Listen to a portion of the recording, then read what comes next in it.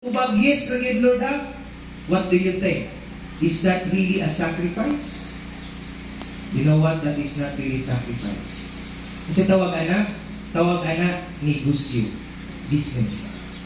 That is not really sacrifice.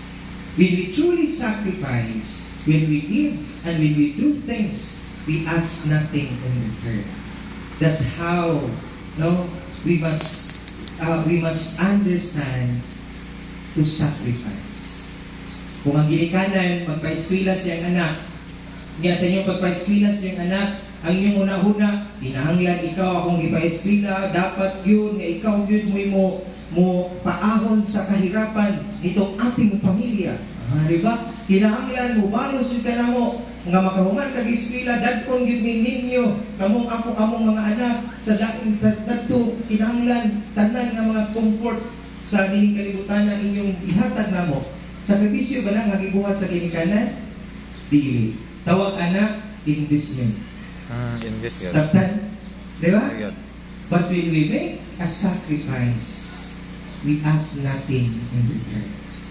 Simple. Simple kayo nga pagsagot. Ang pagsakripisyo na ay proseso. Mao ni sequence. Hinumdumi. Karos ata makaingon nga ang atong buhat bunga sa atong pagsakripisyo, mo ni sekwensa. First, God.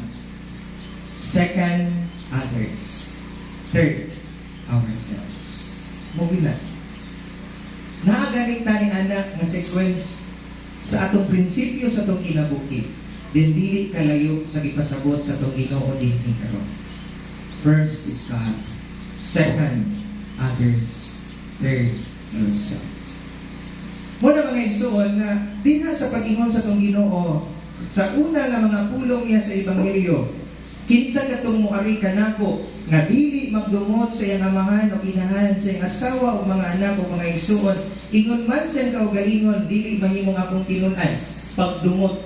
Sakto ba na ang giingon sa tong Ginoo? Grabe gyud ang iyang sugo, dungtan gyud nato ato ang asawa, dungtan gyud nato ang atong inahan ug amahan, dungtan gyud nato ang atong mga igsoon. Do not take the message of Jesus literally. Siyang pag-ingon to hate in our gospel today, pagdumot, pagpasabot niya that we need to prioritize no other than but God alone. First in the list must be the Lord. This is in consonance with the first commandment of the Lord. Kung sa man ang first commandment sa itong Ginoo, you shall have no other gods before me.